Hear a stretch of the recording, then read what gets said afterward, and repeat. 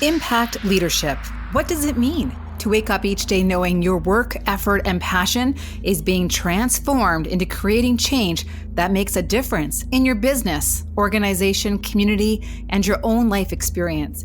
And it can be hard to stay on track when at times the winds do not blow in your direction.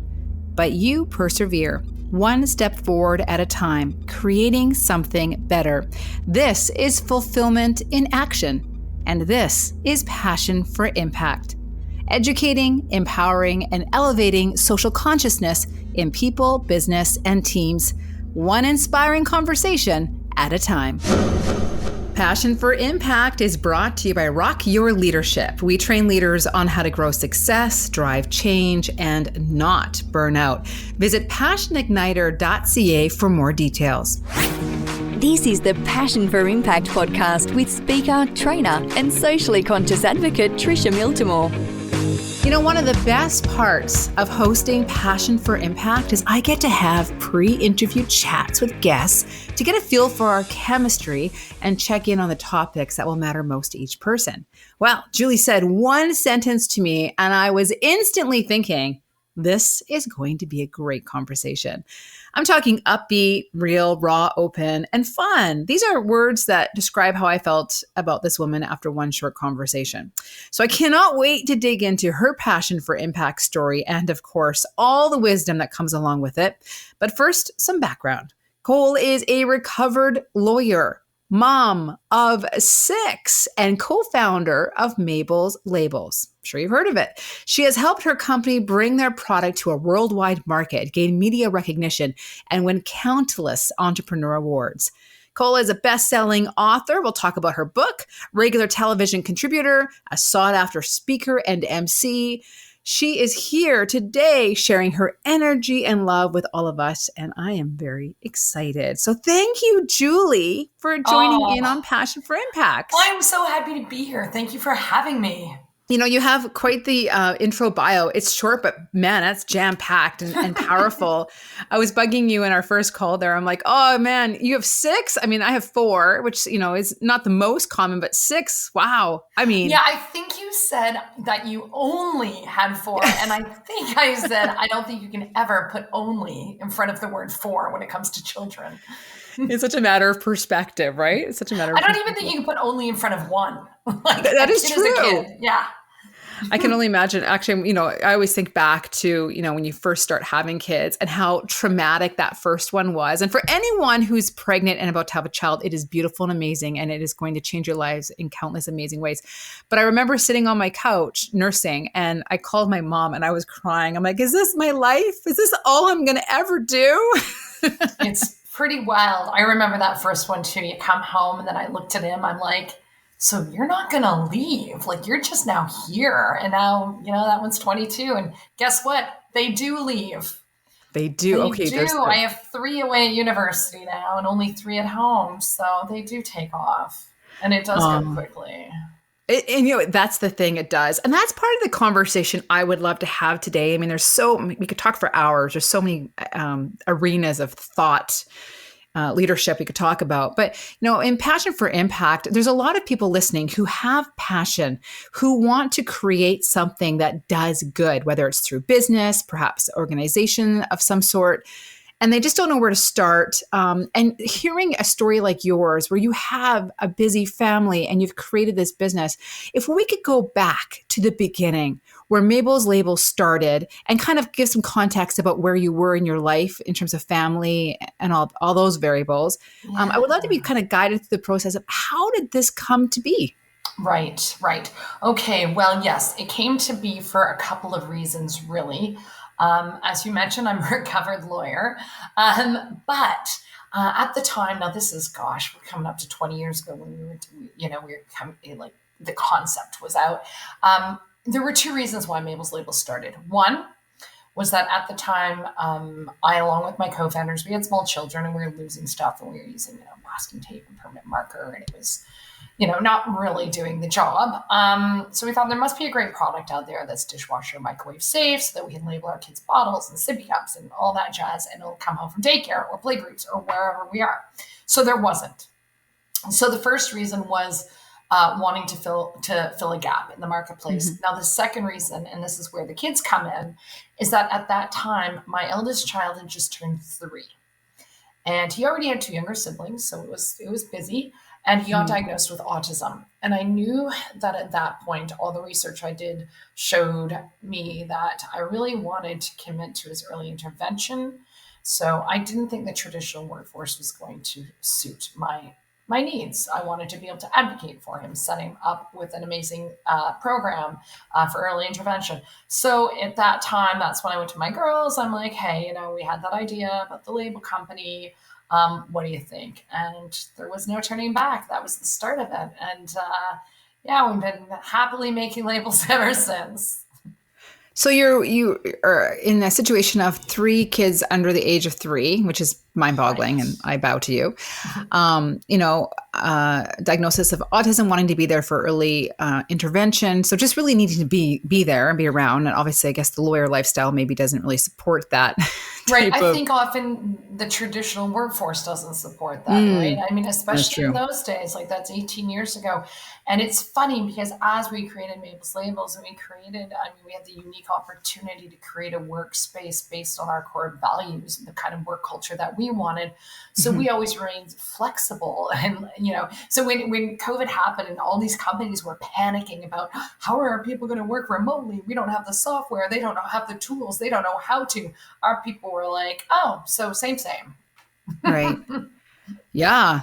So when you started, like, how did you start? You had an idea, you're going to create labels. Right. So how did you grow that into a functioning, profitable business? Right.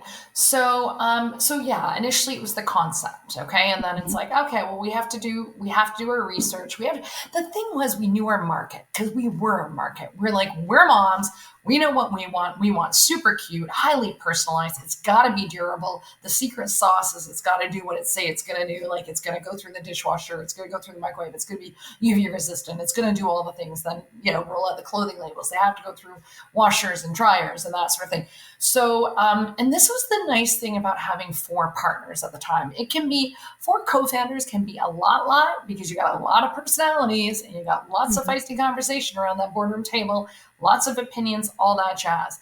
But in those early days, it really allowed us to divide and conquer. So, one person could research equipment. One person could be talking to the bank. One person. So that I think really contributed to our early growth because we had, 4 different brains, 4 different skill sets and the time of if I had been a solo entrepreneur, I don't know how I would have done it, got it all done. Because we all had kids too, right? So we're all managing all the things, and a few partners stayed on, with their full-time jobs for quite some time as well. Like we all know about that, right? You're doing your full-time job, raising your family, and doing your side hustle. Because even through COVID, 60% of women took up a side hustle. So we all know a lot of us do know about the side hustle. So Mabel's was a side hustle, and it's funny because often when we're asked, when did we feel like we arrived or that we were going to make it? And it was when the last partner quit their day job. And we're like, okay, we can pull enough salary that we can all quit our jobs. That is amazing. That really is an accomplishment. So you were growing and everything was kind of moving along. So what was the hardest next step besides startup? Because there's always a new challenge with each bubble, right? Yeah. Look, and that's the thing, okay, so we started in my sister's basement making labels till 2 a.m., twice a week. Yeah, and I remember then I was pregnant with my 4th kid, and those were hard times. I mean, I was making labels till 2 a.m, then getting home and getting up at 6 with the kids and kind of doing a full day, and then, getting them to bed and getting back on the laptop, and just that real hustle. Sometimes I do look back and wonder how the heck did we do it? I think we all have that moment, but I think when you're in it, right? Mm-hmm. So then we outgrew my sister's grungy basement, and we said, okay, we need a bigger workspace. So rather than getting a production facility in a commercial space, we told my sister to buy a bigger house with a bigger basement. She did. So off we went to the bigger basement. We thought we'd be at the bigger basement we thought we'd last for 5 years. We lasted 2. And then so in about 2000, I'm going to say 7, would it have been that? a long time ago, we moved into the facility we're in now, which is a 14,000 square foot facility, and it houses our production team. So all of our equipment is there. We're making the labels on site in Hamilton, Ontario. We've got our finance team, our customer service, our marketing. Everybody kind of lives there. If they're not working from home, that's our Mabel's HQ, and we have over 40 full-time employees. And of course, summertime, that swells right up because we have all sorts of students working with us because our back to school season is pretty busy.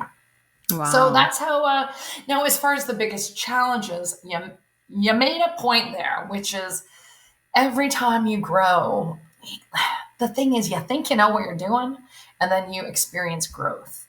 And it's that whole new level, new devil, right? Like then you have to learn all new skill sets. I remember at one point us saying, hey, do you know anything about HR? Nope. Do you know anything about HR? Okay, we got to learn something about HR because now we have 8 people or now we have 10 people.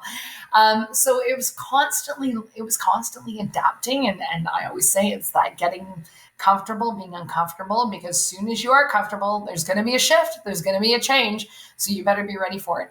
And I will say though, I think people with that sort of entrepreneurial spirit, that's kind of the sport of it, right? Like that's kind of the fun and the games and the thing that keeps everybody on edge and innovative and that sort of thing. So the constant change is something that I think people who don't have the nature for it would find very challenging.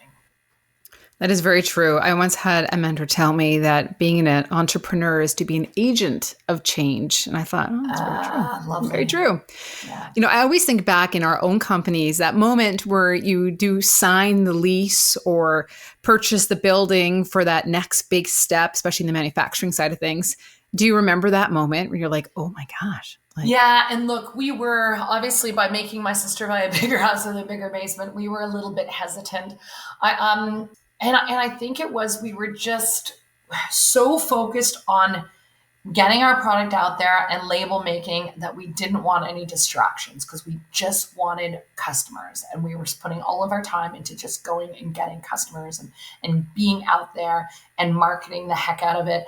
And, there is something to be said for, we did rent, like we never bought a building. And the reason why we ended up, I had a little problem with that because I'm one of these, I'm like, rent is dead money. I was raised by 2 teachers who were very financially sensible because they knew what their salaries were for their entire other lives. So they were very good financial planners. And so they were very practical. And so I was like, no, we don't rent. That's dead money. We buy. But then we realized if we bought a building, then we're worrying about shoveling snow and changing light bulbs and all that thing. And what that can do is distract you from what your job is, which is making the labels and getting the labels out the door. So in the end, we made the right decision. And you see this often with people who have businesses. It's very hard. I call it the ADOS, the attention deficit, shiny. It's hard not to get distracted by, we want to make other things or, we could do this. But really just sticking with what you're good at and being the best at it has been our kind of secret sauce.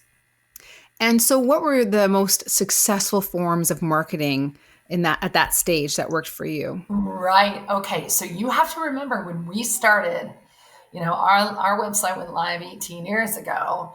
And back then, people were still a little bit funky about putting their visas into the machine, right? And we didn't really understand. We really understood our market, like I said earlier, and that moms are all word of mouth.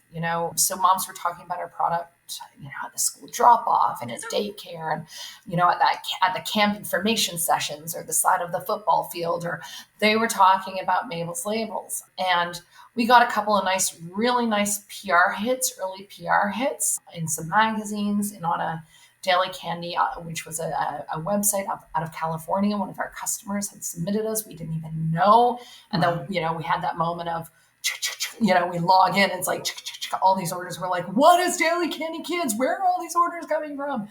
But then social media hit. And for us, that was golden because what it did was it brought word of mouth online. It was a vehicle for word of mouth for moms. So suddenly, mom bloggers are doing reviews of our product, and we're doing giveaways with them. And Facebook, moms are talking about us on their Facebook groups. And now it's like Insta Reels and well, the whole point about influencer marketing, right? Like people trust their influencers, particularly moms. So we got on board and created a really strong Mabel's Labels community. I've been blogging for, 15 years.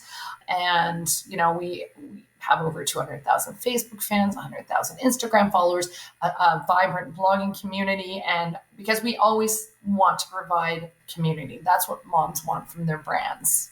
So, and we've just been very authentic and very true, and we've always stuck to our core values. And that has really resonated with our customers who are moms, and they do demand that of their brands. Yeah, things have really changed in the last 20 years for in so many ways.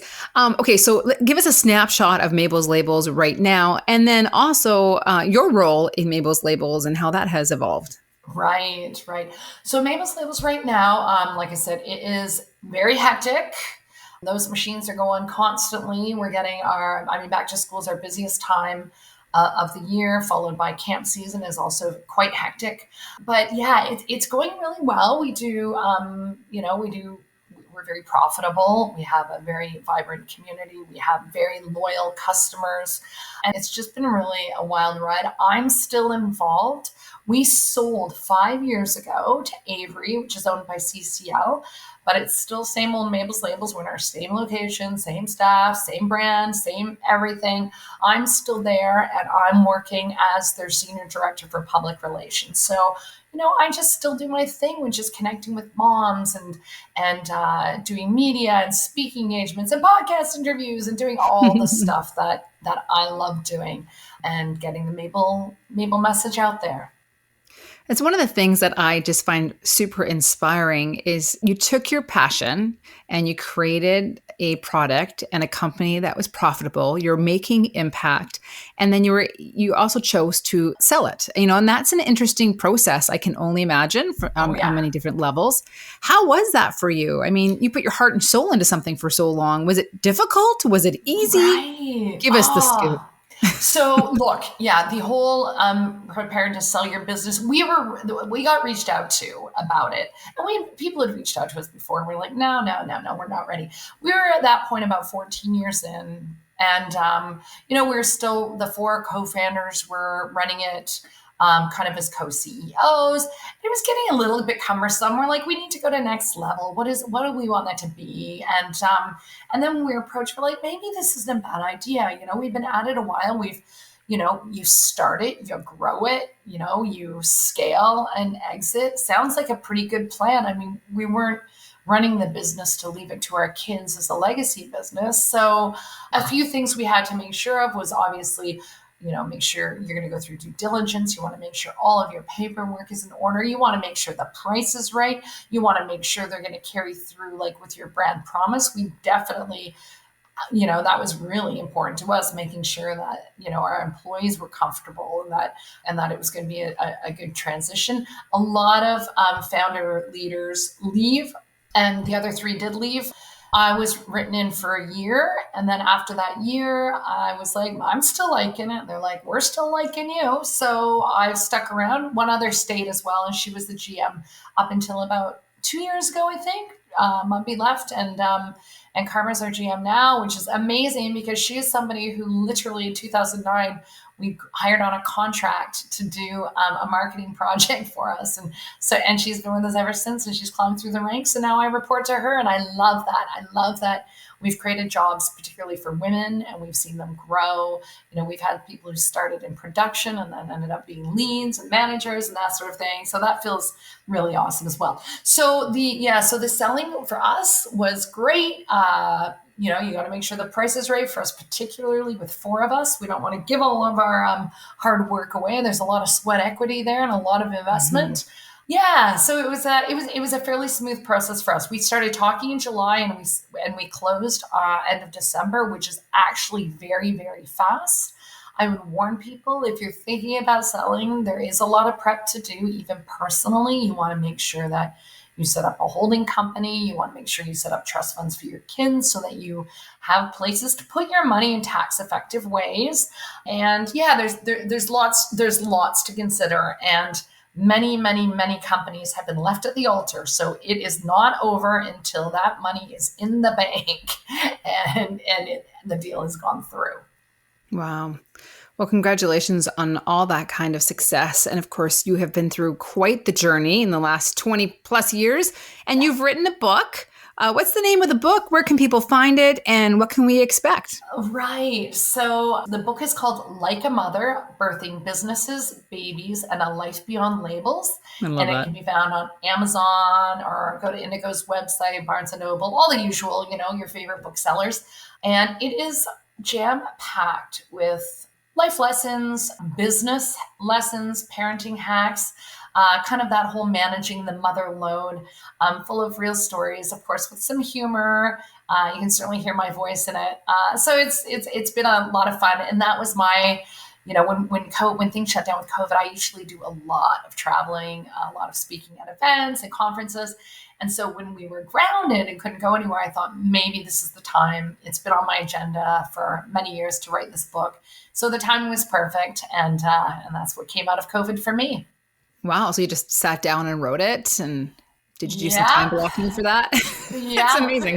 that's a whole other process too. That I do a whole podcast with you on the process of writing a book. But it was I joked actually at one point because I was going to the cottage to like just buckle down for about a week and get some stuff done. And I joked on my Facebook page that I needed like Annie Wilkes for Misery to come and hobble me so that I couldn't get off my laptop. Oh, I Get can some writing imagine. done.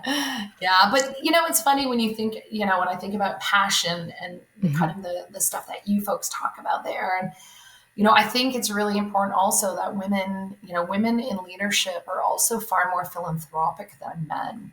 And women-owned businesses do more giving. And again, coming from that position of being able to create a culture, we have a community relations committee at Mabel's Labels where we, volunteer and we do give. And, for me to be, the spokesperson of that company, like I was just the community leader for the St. Joe's, Run for Women, which is, raising money for women's mental health. And of course, postnatal care is so, and post, is so important to us at Mabel's Labels.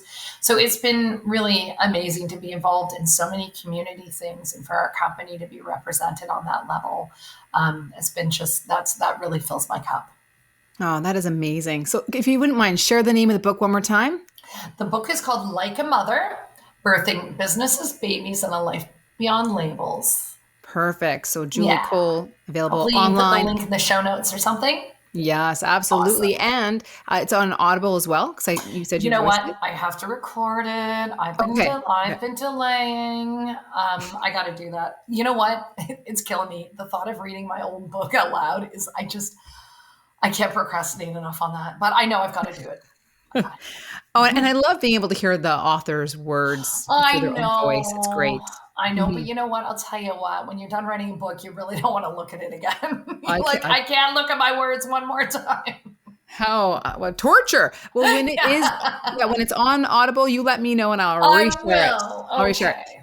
So 5 words that describe you is real, mama, entrepreneur, authentic, supportive. I can get a sense of those just from our conversations, our brief conversations. Now, when you were growing the company, one of the things I think is very challenging on the women's side of things. I mean, I'm sure men have challenges around this too, but speaking from my own personal experience of growing a vision, growing and being an entrepreneur, is sometimes our mindsets can get in our own way and the stories that we create about the expectations we have of ourselves, right? So I can think of examples in my own life where I'm like, well, I should be there for that. And I, having to rely on my partner or other people to help manage the kids or the family. Yeah. And in reality, they're like, go, do it. So I'm making it actually harder for myself. Did you run into any of those kind of mindsets? I think, I had a few good little hacks that kind of got me through. A few things that I do. I think we do also have to honor for a moment that really the and we just know this statistically that women are still carrying the load in the household over parenting and like domestic duties. I mean, I wish households were run more democratically, and we are making changes, and it's getting there. But the reality is that women are still carrying the load, and that is really tough. A few things that I implemented that really helped me. I gave up mom guilt about 4 kids ago, probably 5.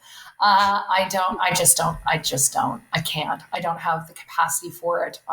It interferes with my productivity, and I have to get a lot done in a day. If I make a mistake, or if I've done something wrong, I apologize, I learn from it, and I move on. Same with work. I leave my ego at the door. If I get something wrong, or if I make a mistake, or if I've handled something incorrectly and I'm not proud of it, then I talk about it. And I'm like, okay, I'm going to do better. There's no shame in my game. Like that's how that is. And the bonus to kind of living that way is that your kids also live that way then. Like my kids don't lie to me. They don't hide mistakes. They don't, because there's like, that's what happens. We make mistakes, like that's all right. It's like what we're going to do about it.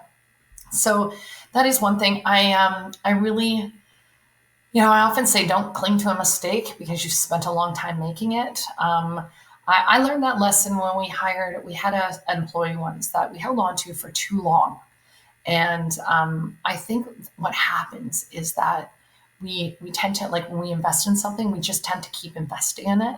And sometimes it's okay to be like, you know what, I know I put this much into it, but now it's time to let it go. And we kept trying to fix the problem with that employee, and it wasn't really fixable. And it probably cost us a lot of time, energy, and money by holding on to them for too long. So we learned, you hire slow, fire fast, hire to your core values. And yeah, don't cling to a mistake. And I really try not to compare myself to others. Comparison is the thief of joy. I think in these times where we're all, seeing what everybody's doing on social media, we have to remind ourselves that we're seeing what they want us to see, right? So there's no perfect life. There's no perfect partner. There's no perfect business or child.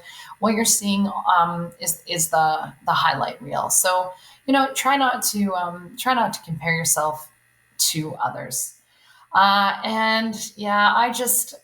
To me, it's my journey. I own it. Having it all to me is having what I want. It's not what maybe society projects onto me. What is having it all? Is it 2 kids, a white picket fence, a perfect spouse, going to yoga, wine nights, great sex life? I don't know what it all means. I feel like it's a very gendered concept that gets pushed on women more than men. So to me, having it all is having 6 kids, having a kid with autism, making labels in a basement, not having any me time. If you need me time, take it. But don't start a business and have 6 kids because that ain't happening. Just knowing what your capacity is and what your capability is and owning it, and it's okay. One of the things I have definitely found is over the years, I'm not sure how many years it takes for an evolving shift to happen. I'm sure it's variable, but over your years, have you had any like profound or more impactful shifts of how you see yourself as a person, almost having to step outside the box that maybe you've put yourself in? I think it's often that can happen as entrepreneurs and parents and whatnot. Has it ever happened to you? You know what? I don't feel like that's entirely relatable to me. I feel like I've always kind of been the same. And, it's funny because people say that, what would you tell your younger self, like, when you're a teenager? I'm like, you're fine. Just keep going. Like there was no big shift or no big alteration. But I think this is a good question because I think a lot of people in my position and a lot of people who are, women entrepreneurs, whatever, I struggle with this imposter syndrome, right? And it's not really something I've struggled with, to be honest, because I think, why not me? And, I think more women have to do that. Like why do you think that you're faking it till you make it? Like everybody fakes it till they make it. And then that's okay. That's part of it. You just keep going and working and you deserve it as much as anyone else. I think the other thing sometimes people get wrong too is this whole, I do feel like the concept of entrepreneurship gets very romanticized. They think, oh, I'm going to write the book. I'm going to do the TED Talk. I'm going to make $1 billion. And, it's important to remember that when that stuff happens, if that stuff happens, usually you've been in line for 20 years. And really what entrepreneurship, it looks like mostly is making labels in a basement till 2 a.m. Would you agree? Oh, I love it. I love that insight. It's almost like giving you sharing that as part of your journey gives people permission to let go of the idea that they have imposter syndrome. And it is a Yeah. real thing, but I perhaps want to it's say, just and, you know what I and mean? it does feel so like women, like you don't hear men saying they fake it. And it's that whole thing, like, when the story of there'll be a job posting and there'll be 10 requirements. And a guy will fill like 3 of them and say, "Ooh, I'm going to apply because I'm a shoe-in." And Mhm. a woman will have 8 of them and say, "I'm not going to apply because I'm missing 2." Right. It is very So true. like that's Yeah. the same with the imposter syndrome. Why aren't the guys having this? Like this is like no, I'm saying no. No, we're not doing this, ladies. I love it. No, that is powerful stuff. And I really truly believe in my coaching practice that a lot of people just need to give themselves permission to change their mindset. Like, I oh, agree. I can I do that. agree. But often we can't be it till we see it. It takes that awareness. So seeing it in you helps other people to be it. And that is powerful. So thank you for that. And Trisha, you know what? I think you make a really good point there too, and that you talk to your clients about this because keep in mind too, there were 4 of us. If you're a solo entrepreneur, that can be very lonely, especially in those days where there were no Facebook groups, or no LinkedIn groups, there was nothing. So unless you were attending a bunch of networking events and, it could be really lonely. And what happens when you're alone in your ideas and in your head, you can turn things into a big deal that might not necessarily be a big deal. So at least for me with the 3 other partners, we could like, how are you feeling about this? Well, I'm feeling this. They'd be like, don't be ridiculous. Look, this is how that's going to work. It's like, oh my gosh, I never would have thought of that. So I think, when you get in your head as a solo entrepreneur, it's really important. Your network is your net worth. Get yourself a coach, get yourself a mentor, get yourself a therapist, get yourself all 3. Yeah. Do all the talking. Your network is your net worth because I do think, particularly for those solo entrepreneurs, you can get things in your head and make them a big deal, and they might not. They just might not be. Hmm. Yeah, we're great storytellers for sure. For sure. And our brains can lie to us. That is true. Yeah. I've experienced that firsthand. It's powerful. And that's a really good point. You're right. There was 4 of you, and that's just kind of takes the pressure off, and you can really bounce and vet ideas and thoughts. sure. And that's fantastic. That was a bit of a gift. I'm sure it was challenging at times, but also a gift. Absolutely it was. That's a different podcast. That's because everybody's got different communication styles, but we got it wrong sometimes. We learn from it, and then we would do personality testing. We'd get a coach in to get us through tough times. So we we tried to stay in front of it, but it's like being like I spent more time with these girls than most people would with a spouse. Wow, that's amazing. So when you were growing your company up to this point now, and with the amount of people on your team, and you're obviously mom-centered or parent-centered company, how did you help your people to focus on growth and that work-life balance or synergy? Is there certain policies you did in company, or how did you? For sure. How did you grow that culture? So we focus on results. We care more about results. Nobody in our company would have to fake they are sick or go to the dentist because they want to go to their kid's Christmas concert. If they want to go to their kid's Christmas concert, we're like, tell us about it the next day. Like they'll do posts about it. Like they don't have to minimize their screens if they're on Facebook. Like if they're getting their work done, that's the important thing. We try to provide what would be a sludge-free environment. So the thing with presenteeism, when you have a company that focuses on that, you get this thing called sludge, and it comes from ROW, which is a results-only work environment, part of the work that they do. And we don't run a formal results-only work environment, but we loosely have always kind of been this way. And so an example of sludge would be this. So say I get up in the morning, I get myself showered and dressed for work. Then I got to get, the one kid dropped off at kindy and the other kid dropped off at daycare. So I'm driving the kid to daycare. The kid vomits everywhere. I have to go get the kid changed, showered, whatever. See, hopefully, if my mom can take the kid for the day. So say I get to the office at 9:30 instead of 9. And then you walk in and your coworkers say, hey, nice of you to join us. That is sludge. That sort of stuff brings you down. And that is not the kind of work environment we want. We want to be able to be like, you know what, why don't you just work from home today? Or, let's reschedule that meeting, or like we can find solutions to this, but we just don't want to create an environment that is so like it just feels super patriarchal. And we know as business owners that we were able to be highly productive. We built a company during nap times and play dates. I changed diapers and changed the world at the exact same time and did business plans while we were at the playground. So we know that people can be productive. And we've just found if you treat adults like adults, they act like adults. And the thing is, it's actually lazy management just to be like, well, they're here every day getting their stuff done. Bums in seats doesn't mean they're reaching their goals. I would rather be goal focused than just having a bunch of people turn up and have that presenteeism. Mm-hmm. When, just as an example, in your leadership with your team members, how often would you meet to have one-on-ones or check-ins? Do you have any policies or managers around meet. that? Managers have one-on-ones every week. Okay. With each team member. Yep. And then there's we always have teams going, there's always communication and there's, it's pretty open. And somebody, if they can't be reached on Teams, they'll just say that they're not available till a certain time. And, it just seems to work. That's and, fantastic. and people don't even, honestly, people want to work. And you know what else? Happens if you so for us also, we have a profit sharing plan. So if the company's making money, everybody's making money.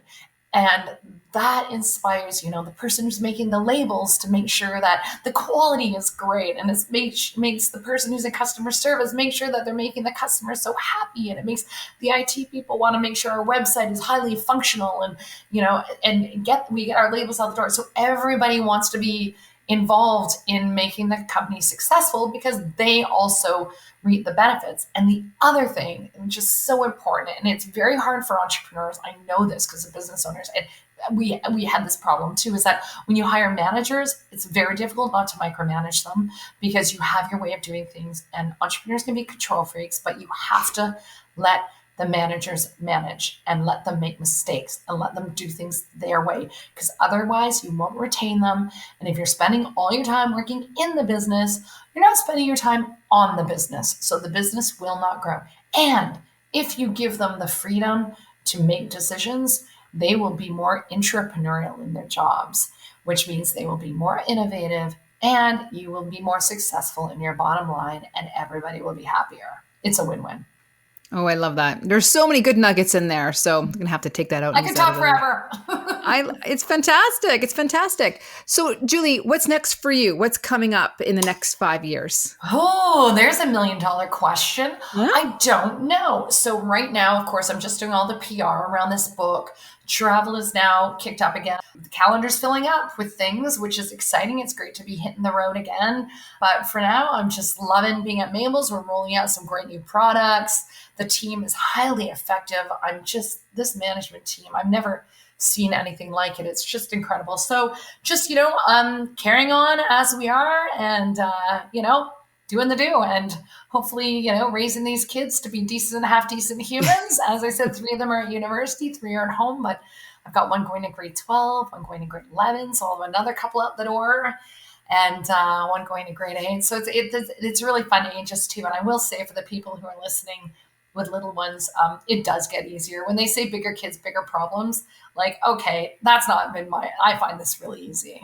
It does. So it shifts and changes in good ways. They're so good. They're so much fun. Mm-hmm. They're so smart. They have such engaging conversations. And I just think, and then all their friends are, maybe you might find this too when you have 4 kids, when you have the big family, it's kind of the house where people come and there's lots of excitement and fun to be had. So I love it. I love a busy house. I love your energy and your spirit. It's amazing. Okay, one final question. And again, thank you for all your wisdom. But how about this one? I'd like to end off on this one.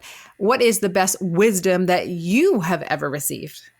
Oh, I've received a lot, but maybe I'll give one of my grandma-isms. My grandma died a few years ago at 101. She was a smart old Irish dame. She was one of 21 kids. My great-grandma, 20. They moved to Canada in 1950. And she was very smart. She was a good mother, but she also, I think, understood that sometimes we need a little more stimulation. She was very proud of us for starting Mabel's Labels. When we won Women Entrepreneur of Canada award, you can bet she was in that limo on her way to the Fairmont for the awards ceremony. And I think she used to say to us as a way to keep us very humble, but also lift us up. And she would say, Julie, you're as good as the rest of them and better than none. Wow.